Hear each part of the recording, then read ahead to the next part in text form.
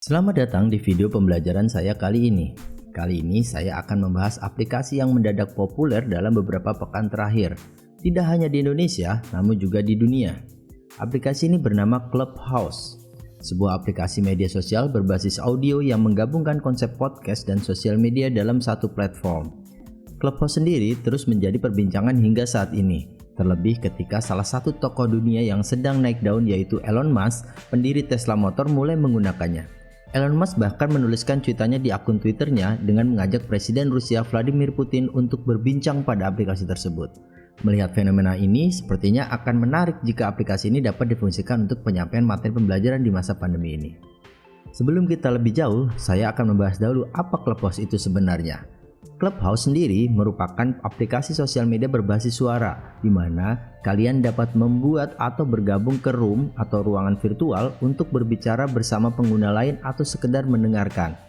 Seperti yang saya sampaikan sebelumnya, aplikasi ini memiliki konsep seperti podcast pada umumnya. Dapat dikatakan, aplikasi Clubhouse mirip dengan kegiatan konferensi panggilan yang dilakukan secara massal namun berbasis koneksi internet. Secara review saya, aplikasi ini cukup ringan ketika digunakan dan memiliki kualitas audio yang cukup baik. Mungkin karena tidak terlalu melibatkan elemen visual seperti gambar, video, dan sebagainya, seperti platform-platform lainnya. Sehingga kalian tidak akan menemukan mode berkirim gambar, video, atau bahkan pesan teks dalam sebuah room dalam aplikasi ini. Clubhouse sendiri baru diluncurkan sejak Mei 2020, diciptakan oleh tim pengembang Alpha Exploration, yaitu perusahaan yang didirikan oleh Paul Davidson dan Rohan Seth, yang sempat bekerja di Google. Perusahaan ini memiliki home base di San Francisco, Amerika Serikat, dan merupakan perusahaan induk dari Clubhouse. Media The Information menyampaikan bahwa Clubhouse baru menerima pendanaan sebesar 1 miliar US dollar atau setara dengan 13,8 triliun kalau dikurs dengan angka 13.800 ya. Bahkan pada saat diluncurkan, Clubhouse ditaksir sudah bernilai sekitar 100 juta US dollar atau sekitar 1,4 triliun rupiah. Cukup besar untuk ukuran aplikasi yang baru dirilis. Untuk saat ini, Clubhouse baru dapat dinikmati secara eksklusif di perangkat iOS. Kabarnya, Clubhouse akan merambah pengguna Android mulai tengah tahun 2021. Jadi, bagi kalian pengguna Android, sabar dulu ya.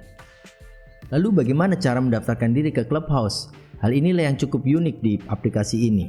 Tidak seperti platform sosial media lain di mana setiap orang dapat dengan mudah untuk membuat akun dan menggunakannya. Dalam aplikasi Clubhouse ini, agar kalian dapat membuat akun dan tergabung di Clubhouse, kalian harus diundang oleh pengguna lain terlebih dahulu. Di mana setiap pengguna yang sudah tergabung hanya dapat mengundang 2 teman lainnya di circle mereka.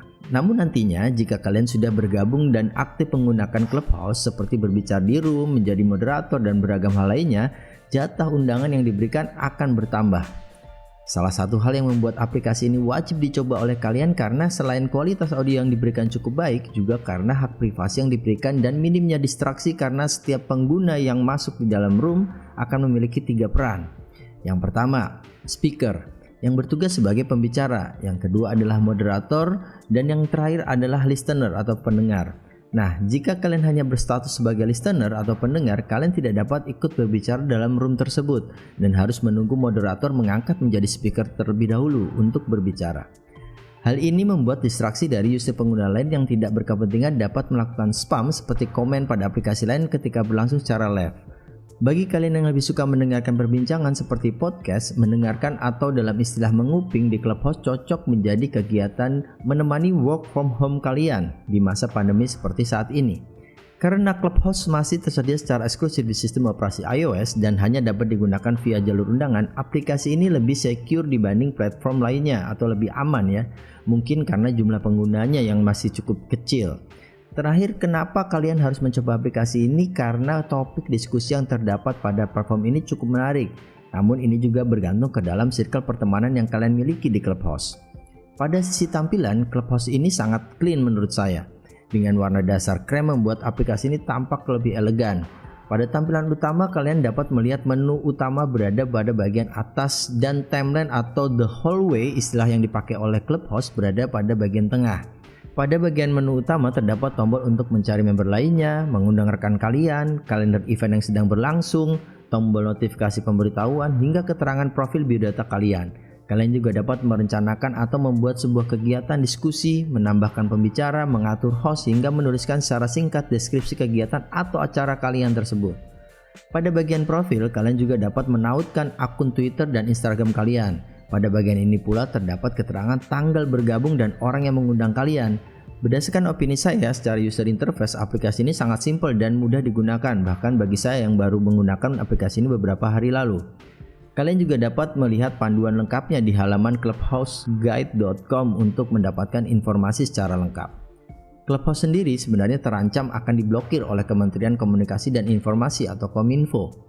Hal ini bukan tanpa sebab, karena menurut keterangan yang disampaikan juru bicara Kominfo menegaskan bahwa aplikasi yang tidak terdaftar akan mendapatkan sanksi sesuai dengan Peraturan Menteri Nomor 5 Tahun 2020. Bagi penyelenggara sistem elektronik atau PSE akan mendapatkan sanksi administrasi berupa pemutus akses seperti dikutip Kompas Tekno, Selasa 16 Februari. Namun, Clubhouse masih diberikan tenggat waktu hingga 24 Mei 2021 untuk mendaftarkan dirinya sebagai PSE. Karena batas waktu pendaftaran berlangsung selama 6 bulan sejak peraturan ini diterbitkan pada 24 November 2020.